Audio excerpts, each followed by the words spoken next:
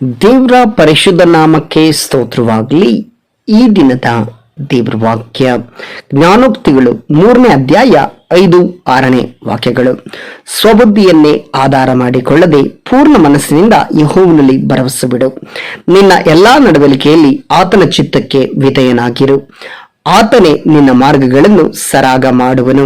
ಹೌದು ಪ್ರಿಯ ದೇವರ ಮಕ್ಕಳೇ, ಇವತ್ತಿನ ದೇವರ ವಾಕ್ಯದಲ್ಲಿ ನಾವು ಗಮನಿಸುತ್ತಿದ್ದೇವೆ. ಇಲ್ಲಿ ದೇವರ ವಾಕ್ಯವು ಸ್ಪಷ್ಟವಾಗಿ ಬರೆಯಲ್ಪಟ್ಟಿದೆ. ಸ್ವಬುದ್ಧಿಯನ್ನೇ ಆಧಾರ ಮಾಡಿಕೊಳ್ಳದೆ ಪೂರ್ಣ ಮನಸ್ಸಿನಿಂದ ಯೆಹೋವನಲ್ಲಿ ಭರವಸೆವಿಡು. ನಿನ್ನ ಎಲ್ಲಾ ನಡವಳಿಕೆಗಳಲ್ಲಿ ಆತನ ಚಿತ್ತಕ್ಕೆ ವಿಧೇಯನಾಗಿರು. ಆತನೇ ನಿನ್ನ ಮಾರ್ಗಗಳನ್ನು ಸರಾಗ ಮಾಡುವನು. ಪ್ರಿಯರಲ್ಲಿ ನಾವು ನೋಡುತ್ತದೆ ಮೊದಲನೇದಾಗಿ ಸ್ವಬುದ್ಧಿಯನ್ನೇ ಆಧಾರ ಮಾಡಿಕೊಳ್ಳದೆ ಅಂದ್ರೆ ಸಾಮಾನ್ಯವಾಗಿ ನಾವು ಏನ್ ಮಾಡ್ತೀವಿ, ನಮ್ಮ ಸ್ವಂತ ಆಲೋಚನೆಗಳ ಪ್ರಕಾರ ನಡೆಯುತ್ತೇವೆ. ಅನೇಕರು ಮಾಡುವಂತ ದೊಡ್ಡ ತಪ್ಪೇನೆಂದ್ರೆ ತನ್ನ ಮನಸ್ಸಿಗೆ ಬಂದ ಆಲೋಚನೆಗಳ ಪ್ರಕಾರ, ತನ್ನ ಹೃದಯಕ್ಕೆ ಯಾವುದು ಒಳ್ಳೆಯದಂತೆ ಅನಿಸ್ತದೋ ಅದರ ಪ್ರಕಾರ ಓಡಿ ಹೋಗ್ತಾರೆ, ಅದರ ಪ್ರಕಾರ ಕೆಲಸವನ್ನು ಮಾಡ್ತಾರೆ, ಅದರ ಪ್ರಕಾರ ನಿರ್ಧಾರಗಳನ್ನ ತೆಗೆದುಕೊಳ್ಳುತ್ತಾರೆ. ಕೆಲವರು ಮಹತ್ವವಾದ ನಿರ್ಧಾರಗಳನ್ನು ತೆಗೆದುಕೊಳ್ಳುವಾಗ, ಒಂದು ಉದಾಹರಣೆಗೆ ಹಾಗೆ ಹೇಳುತ್ತೇನೆ, ಮದುವೆ ವಿಚಾರದಲ್ಲಿ ನೀವು ಒಂದು ನಿರ್ಧಾರವನ್ನು ತೆಗೆದುಕೊಳ್ಳುವಾಗ ನಿಮ್ಮ ಸ್ವಂತ ಬುದ್ಧಿಯನ್ನ ಆಧಾರ ಮಾಡಿಕೊಳ್ಳುತ್ತೀರಿ. ಅಂದ್ರೆ ಹುಡುಗ ನೋಡ್ಲಿಕ್ಕೆ ಚೆನ್ನಾಗಿದ್ದಾನೆ, ಆತನು ಒಳ್ಳೆಯವನಾಗಿದ್ದಾನೆ, ಆತನು ದೇವರಲ್ಲಿ ಭಯಭಕ್ತಿ ಇಲ್ಲವನಿದ್ದಾನೆ ಎಂಬುದಾಗಿ ನೀವು ವಿಚಾರಿಸೋದಿಲ್ಲ. ಬದಲಾಗಿ ನಿಮ್ಗೆ ಇಷ್ಟ ಆಗಿದ್ರೆ ಸಾಕು ಆತನನ್ನ ಮದುವೆ ಮಾಡಿಕೊಳ್ಳುವಂಥದ್ದು. ಅಥವಾ ಒಂದು ಹುಡುಗಿ ವಿಚಾರದಲ್ಲಿ ಆಗಿರ್ಬೋದು, ಅವಳು ನೋಡ್ಲಿಕ್ಕೆ ಅಂದ ಚಂದವಾಗಿದ್ರೆ ಸಾಕು ಅಷ್ಟೇ, ಸ್ವಂತ ಬುದ್ಧಿಯಿಂದ ಅವಳನ್ನ ಮದುವೆ ಆಗ್ಬಿಡೋದು. ಈ ರೀತಿಯಲ್ಲಿ ಅನೇಕ ವಿಚಾರಗಳಲ್ಲಿ ನಾವೇನ್ ಮಾಡ್ತೇವೆ, ನಮ್ಮ ಸ್ವಂತ ಬುದ್ಧಿಯನ್ನ ಆಧಾರ ಮಾಡಿಕೊಳ್ಳುತ್ತೇವೆ. ನೋಡ್ರಿ, ಇನ್ನೂ ಕೆಲವು ವಿಚಾರಗಳನ್ನ ನಾನು ಹೇಳ್ತೀನಿ. ದೇವರು ಕರೆದ ಕರುವಿಕೆಯನ್ನು ಬಿಟ್ಟು ಕೆಲವರು ಏನ್ ಮಾಡ್ತಾರಂದ್ರೆ ತನ್ನ ಸ್ವಂತ ಬುದ್ಧಿಗೆ ಬಂದ ಹಾಗೆ. ಕೆಲವ್ರನ್ನ ದೇವರು ಏನ್ ಮಾಡಿರ್ತಾನೆ, ಪ್ರವಾದಿಯಾಗಿ ಕರೆದಿರ್ತಾನೆ. ಇನ್ನ ಕೆಲವ್ರನ್ನ ದೇವರು ಸ್ವಾರ್ಥ ಸಾರುವುದಕ್ಕಾಗಿ ಕರೆದಿರ್ತಾನೆ. ಇನ್ನ ಕೆಲವ್ರನ್ನ ದೇವರು ಸಭಾಪಾಲಕರಾಗಿ ಕರೆದಿರ್ತಾರೆ. ಇದನ್ನ ಬಿಟ್ಟು ಬೇರೆ ಎಲ್ಲಾ ಆಲೋಚನೆಗಳು ಅವ್ರ ಜೀವಿತದಲ್ಲಿ ಬರ್ತಾನೆ ಇರ್ತದೆ. ಒಂದು ಉದಾಹರಣೆ ಹೇಳ್ತೇನೆ. ಸ್ವಾರ್ಥ ಸಾರುವವನಿಗೆ ನಾನೊಂದು ಸ್ವಂತ ಸಭೆ ಕಟ್ಟಬೇಕು ಎಂಬುದಾಗಿ ಆಲೋಚನೆ ಬರುತ್ತೆ.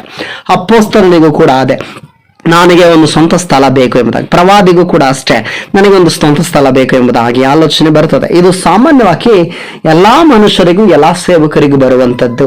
ಅದು ಒಳ್ಳೆಯದೇ. ಆದ್ರೆ ಪ್ರಿಯ ದೇವ್ರ ಮಕ್ಕಳೇ, ನಿಮ್ಮ ಸ್ವಂತ ಬುದ್ಧಿಯಿಂದ ಬರ್ತಾ ಇದೆಯಾ, ದೇವರ ಆತ್ಮನು ಅದನ್ನ ಆಲೋಚನೆ ಕೊಡ್ತಾ ಇದ್ದಾನೆ ಎಂಬುದಾಗಿ ಆಲೋಚನೆ ಮಾಡಿ ತಿಳಿದುಕೊಳ್ಳಬೇಕು. ನಿಮ್ಮ ಸ್ವಂತ ಬುದ್ಧಿ ಪ್ರಕಾರ ನೀವು ನಡೆದುಕೊಳ್ಳಬಾರದು. ಅದಕ್ಕೆ ದೇವರ ಆತ್ಮನು ಹೇಳ್ತಾ ಇದ್ದಾನೆ, ಸ್ವಬುದ್ಧಿಯನ್ನೇ ಆಧಾರ ಮಾಡಿಕೊಳ್ಳಬೇಡ್ರಿ. ನನ್ನಿಂದ ಎಲ್ಲವೂ ಸಾಧ್ಯ, ನನಗೆಲ್ಲ ಗೊತ್ತು ಎಂಬುದಾಗಿ ಆಲೋಚನೆ ಮಾಡ್ಲಿಕ್ಕೆ ಹೋಗ್ಬೇಡ್ರಿ. ನಿಮ್ಮ ಜೀವಿತದಲ್ಲಿ ಗೊತ್ತಿರುವ ಕಾರ್ಯಗಳು ಬಹಳ ಚಿಕ್ಕದಾದದು. ನೀವು ಕಳ್ತಿರುವಂತದ್ದು ಬರೀ ಕೈಯಷ್ಟೇ, ಕಲಿದೇ ಇರುವಂತದ್ದು ಸಮುದ್ರದಷ್ಟಿದ್ದಾವೆ.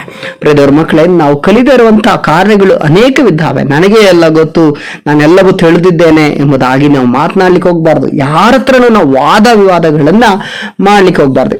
ಅದು ಸ್ವಂತ ಬುದ್ಧಿ, ಸ್ವಂತ ಆಲೋಚನೆಗಳಿಂದ ನಾವು ಯಾವುದೇ ನಿರ್ಧಾರವನ್ನ ತೆಗೆದುಕೊಳ್ಳಬಾರದು. ಯಾಕೆಂದ್ರೆ ಒಂದು ಮಹತ್ವವಾದ ನಿರ್ಧಾರಗಳನ್ನು ತೆಗೆದುಕೊಳ್ಳಬೇಕಾದ್ರೆ ಒಂದು ದೇವರ ಸೇವಕರ ಆಲೋಚನೆಗಳಿರಬೇಕು, ಅಲ್ಲವಾ ದೇವರ ಆಲೋಚನೆ ಇರಬೇಕು, ಅಥವಾ ಬೇರೆ ರೀತಿಯಲ್ಲಿ ನಿಮಗೆ ಗೊತ್ತಿರುವಂತ ಒಳ್ಳೆ ಸಲಹೆಗಾರರು, ಒಳ್ಳೆ ರೀತಿಯ ಜೀವನದ ಮಹತ್ವಗಳನ್ನ ತಿಳಿದಿರುವವರ ಹತ್ರ ನೀವೇನ್ ಮಾಡಬಹುದು, ಆಲೋಚನೆಗಳನ್ನ ಕೇಳಿ ನಂತರ ನೀವು ಪ್ರಾರ್ಥನೆ ಮಾಡಿ ಆ ಆಲೋಚನೆಗಳು ಒಳ್ಳೆಯದ ಕೆಟ್ಟದ ಎಂಬುದಾಗಿ ಆಲೋಚನೆ ಮಾಡಿ ದೇವರ ಆತ್ಮನ ಆಲೋಚನೆಗಳಿಂದ ನೀವು ತೆಗೆದುಕೊಳ್ಳುವುದು ಒಳ್ಳೆಯದಾಗಿರ್ತದೆ.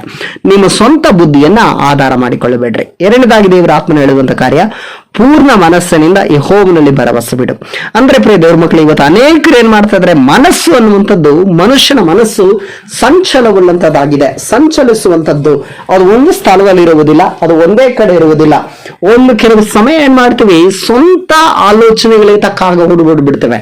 ನಾವು ಸಭೆಯಲ್ಲಿ ಕೂತಿರ್ತೀವಿ, ಆದ್ರೆ ಪೂರ್ಣ ಮನಸ್ಸು ನಮಗಿರೋದಿಲ್ಲ. ನಾವು ವಾಕ್ಯ ಕೇಳ್ತಾ ಇರ್ತೀವಿ, ಆದ್ರೆ ಪೂರ್ಣ ಮನಸ್ಸಿನಿಂದ ದೇವ್ರ ವಾಕ್ಯವನ್ನ ಕೇಳೋದಿಲ್ಲ. ಪ್ರಾರ್ಥನೆ ಮಾಡ್ತಾ ಇದ್ದೀವಿ, ಪೂರ್ಣ ಮನಸ್ಸಿನಿಂದ ದೇವರನ್ನ ಪ್ರಾರ್ಥಿಸೋದಿಲ್ಲ. ಬದಲಾಗಿ ಅಯ್ಯೋ ಅಲ್ಲಿ ಕೆಲಸದಲ್ಲಿ ಏನಾಯ್ತೋ, ಅಯ್ಯೋ ಅಲ್ಲಿ ಅಡಿಗೆ ಹಚ್ಚಿದ್ದೆ, ಅಲ್ಲಿ ಒಲೆ ಹಚ್ಚಿದ್ದೆ, ಅದು ಬಿಟ್ಟಿದ್ದೆ, ಇದು ಮಾಡಿದ್ದೆ, ಅಯ್ಯೋ ಬಾಗಿಲು ಹಚ್ಚಿದ್ನ ಇಲ್ವಾ ಅಂತ ಹೇಳಿ ನಮ್ಮ ಮನಸ್ಸುಗಳು ಗಲಿಬಿಲಿ ಪಡಿಸ್ತದೆ. ನಮ್ಮ ಮನಸ್ಸುಗಳು ಬೇರೆ ಬೇರೆ ಕಡೆ ಸಂಚಲಿಸುವಂತದ್ದಾಗಿದೆ. ಆದ್ರಿಂದ ದೇವರಾತ್ಮ ಹೇಳ್ತವನೇ, ಸ್ವಂತ ನಿನ್ನ ಪೂರ್ಣ ಮನಸ್ಸಿನಿಂದ ಯೆಹೋವನನ್ನ ಭರವಸೆ ಬಿಡಬೇಕು. ಅಂದ್ರೆ ಪೂರ್ತಿಯಾಗಿ ನಿನ್ನ ಮನಸ್ಸಾರೆ ದೇವರನ್ನ ಭರವಸೆ ಇಡಬೇಕು, ದೇವರಲ್ಲಿ ನಂಬಿಕೆ ನೀಡಬೇಕು. ಅಂದ್ರೆ ನಿಮ್ಮ ಮನಸ್ಸು ಬೇರೆ ಬೇರೆ ಕಡೆ ಸಂಚಲಿಸುವುದನ್ನ ನೀವು ಏನ್ ಮಾಡ್ಬೇಕು? ತಡೆ ಮಾಡ್ಬೇಕು. ಅದನ್ನ ತಡೆ ಮಾಡೋದಾದ್ರೆ ಹೇಗೆ? ನಿಮ್ಮ ಆತ್ಮಕ್ಕೆ ನೀವು ಬೋಧಿಸ್ಬೇಕು. ಯಾವ ರೀತಿಯಲ್ಲಿ ದಾವೀದನು ಆತನ ಆತ್ಮಕ್ಕೆ ನೋಡಿ, ನನ್ನ ಮನವೇ ಯೆಹೋವನ್ನೇ ನಂಬಿ ಶಾಂತವಾಗಿರು ಅಂತ ಹೇಳಿ ಕೀರ್ತನೆ 62:5 ಹೇಳಿದ್ರಲ್ಲ, ಅದೇ ರೀತಿ ನಿಮ್ಮ ಮನಸ್ಸಿಗೆ ನೀವು ಬೋಧಿಸ್ಬೇಕು. ದೇವ್ರನ್ನೇ ನಂಬಬೇಕು, ದೇವ್ರನ್ನ ಪೂರ್ಣ ಮನಸ್ಸಿನಿಂದ ಆರಾಧಿಸ್ಬೇಕು, ಪೂರ್ಣ ಮನಸ್ಸಿನಿಂದ ಆತನನ್ನ ಸ್ತುತಿಸಬೇಕು, ಪೂರ್ಣ ಮನಸ್ಸಿನಿಂದ ನಾವು ಪ್ರಾರ್ಥಿಸಬೇಕು, ಪೂರ್ಣ ಮನಸ್ಸಿನಿಂದ ನಾವು ಭರವಸೆ ಇಡಬೇಕೆಂಬುದಾಗಿ ನಾವೇನ್ ಮಾಡಬೇಕು? ದೇವ್ರನ್ನ ಪೂರ್ಣ ಮನಸ್ಸಿನಿಂದ ಆರಾಧಿಸುವುದಕ್ಕೆ ನಮ್ಮನ್ನ ನಾವು ರೆಡಿ ಮಾಡಿಕೊಳ್ಬೇಕಾಗಿದೆ, ನಮ್ಮನ್ನ ನಾವು ತಯಾರಿ ಪಡಿಸಿಕೊಳ್ಬೇಕಾಗಿದೆ. ಅದಕ್ಕೆ ದೇವರ ಆತ್ಮ ಹೇಳ್ತಾನೆ, ಪೂರ್ಣ ಮನಸ್ಸಿನಿಂದ ಯೆಹೋವನಲ್ಲಿ ಭರವಸೆ ಇಡು, ನಿನ್ನ ಎಲ್ಲಾ ನಡವಳಿಕೆಯಲ್ಲಿ ಆತನ ಚಿತ್ತಕ್ಕೆ ವಿಧೇಯನಾಗಿರು. ಪ್ರಿಯ ದೇವರ ಮಕ್ಕಳೇ, ಎಲ್ಲಾ ನಡವಳಿಕೆಗಳಲ್ಲಿ ನೀನು ನಡೆಯುವಂತ ನಡವಳಿಕೆಗಳಾಗಿರ್ಬೋದು, ಹಾಕೊಳ್ಳುವಂತ ಉಡುಪುಗಳಾಗಿರ್ಬೋದು, ಮಾತನಾಡುವ ಮಾತುಗಳಾಗಿರ್ಬೋದು, ವರ್ತನೆಗಳಾಗಿರ್ಬೋದು, ಯಾರೊಟ್ಟಿಗೆ ಏನ್ ಮಾತಾಡ್ತಾ ಇದೆಯಾ ಅದೆಲ್ಲವೂ ಕೂಡ ಯಾವುದೇ ಒಂದು ಕಾರ್ಯಗಳಾಗಿರ್ಬೋದು.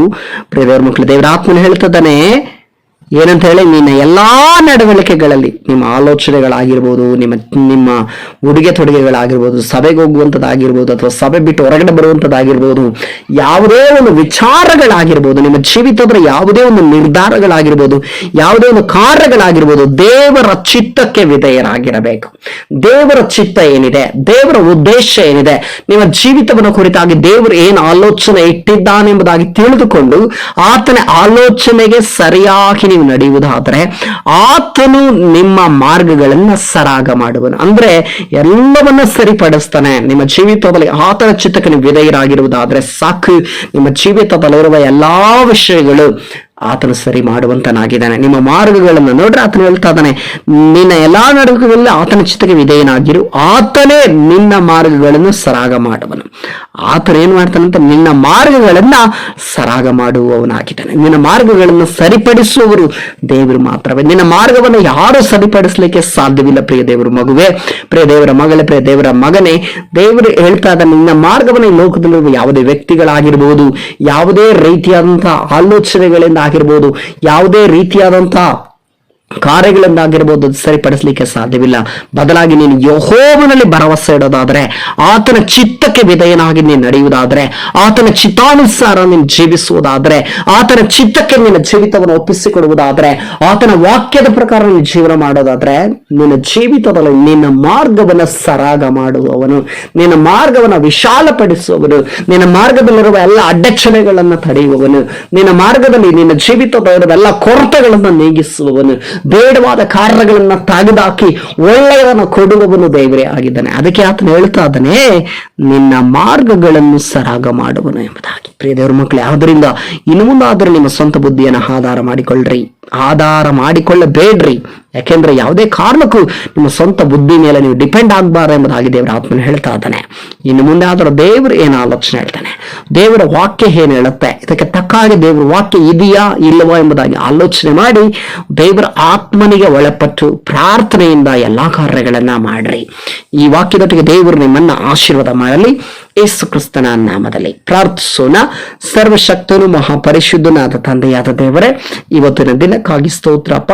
ಒಂದು ದಿನದಲ್ಲಿ ಕರ್ತನೆ ನಿನ್ನ ವಾಕ್ಯವನ್ನ ಕೇಳುವಂತ ನಿನ್ನ ಮಕ್ಕಳನ್ನ ಆಶೀರ್ವಾದ ಮಾಡ್ರಿ. ಹೌದು ಸ್ವಾಮಿ, ಇವತ್ತಿನ ವಾಕ್ಯದ ಮುಖಾಂತರ ಸ್ವಾಮಿ ಸ್ವಬುದ್ಧಿಯನ್ನೇ ಆಧಾರ ಮಾಡಿಕೊಳ್ಳದೆ ಪೂರ್ಣ ಮನಸ್ಸಿಂದ ಯೆಹೋವನಲ್ಲಿ ಭರವಸೆ ಬಿಡು.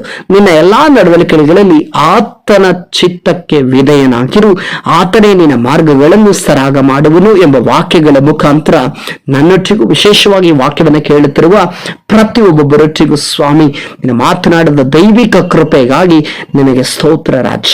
ಅಪ್ಪ, ಈ ವಾಕ್ಯವನ್ನು ಕೇಳುವಾಗ ಕರ್ತನೆ, ಯಾರ್ಯಾರು ತನ್ನ ಸ್ವಂತ ಬುದ್ಧಿಯನ್ನು ಆಧಾರ ಮಾಡಿಕೊಂಡಿದ್ದಾರೋ, ಯಾರ್ಯಾರು ತಮ್ಮ ಸ್ವಂತ ಆಲೋಚನೆಗಳ ಪ್ರಕಾರ ನಡೀತಾ ಇದ್ದಾರೋ, ಪೂರ್ಣ ಮನಸ್ಸಿನಿಂದ ನಿನ್ನ ಭರವಸೆ ಇಡದೇ ಇದ್ದಾರೋ ಸ್ವಾಮಿ, ಅವರ ನಡವಳಿಕೆಯಲ್ಲಿ ನಿನ್ನ ಚಿತ್ತಕ್ಕೆ ವಿರುದ್ಧವಾಗಿ ಯಾರೆಲ್ಲ ನಡ್ಕೊಂಡಿದ್ದಾರೋ ದೇವರೇ, ಈ ವಾಕ್ಯವನ್ನು ಕೇಳುವಾಗ ಸ್ವಾಮಿ ಅವರ ಜೀವಿತದ ಒಂದು ಬದಲಾವಣೆ ಉಂಟಾಗಲಿ. ನಿನ್ನ ಮಾರ್ಗದಲ್ಲಿ ನಡೆಯುವ ಮಕ್ಕಳಾಗಿ, ನಿನ್ನ ಚಿತ್ತಕ್ಕೆ ವಿಧೇಯನಾಗಿರುವ ಮಕ್ಕಳಾಗಿ, ಪೂರ್ಣ ಮನಸ್ಸಿನಿಂದ ನಿನ್ನಲ್ಲಿ ಭರವಸೆ ಇಡುವ ಮಕ್ಕಳಾಗಿ ಸ್ವಾಮಿ ದೇವರೇ, ಅವರ ಮಾರ್ಗಗಳನ್ನು ಸರಾಗ ಮಾಡುವ ದೇವರು ಇದ್ದಾನೆ ಎನ್ನುವಂತ ನಂಬಿಕೆಯಲ್ಲಿ ಕರ್ತನೆ ಅವರೆಲ್ಲರೂ ಕರ್ತನೆ ಬರುವಂತೆ ಕೃಪೆ ಮಾಡ್ರಿ, ಸಹಾಯ ಮಾಡ್ರಿ. ಈ ವಾಕ್ಯವನ್ನು ಕರ್ತನೆ ಅಪ್ಪ ಬೋಧಿಸಲಿಕ್ಕೆ ಕೃಪೆ ಕೊಟ್ಟದಕ್ಕಾಗಿ ಸ್ತೋತ್ರ ಸಲ್ಲಿಸ್ತಾ ಇದ್ದಾನೆ. ಈ ವಾಕ್ಯವನ್ನು ಕೇಳುವ ಪ್ರತಿಯೊಬ್ಬೊಬ್ಬರನ್ನ ಆಶೀರ್ವಾದ ಮಾಡ್ರಿ, ಪ್ರತಿಯೊಬ್ಬರನ್ನ ಕರ್ತನೆ ನೀನು ಮುಟ್ರಿ, ಈ ವಾಕ್ಯದ ಮುಖಾಂತರ ಪ್ರತಿಯೊಬ್ಬರ ಜೀವಿತವನ್ನು ಬದಲಾಯಿಸಿ ಎಂಬುದಾಗಿ ಪ್ರಾರ್ಥಿಸ್ತಾ ಯೇಸು ಕ್ರಿಸ್ತನ ಅಧಿಕಾರವುಳ್ಳ ನಾಮದಲ್ಲಿ ಪ್ರಾರ್ಥಿಸ್ತನ ತಂದೆಯಾದ ದೇವರೇ, ಆಮೇನ್, ಆಮೇನ್, ಆಮೇನ್. ದೇವರು ನಿಮ್ಮನ್ನು ಆಶೀರ್ವದಿಸಲಿ.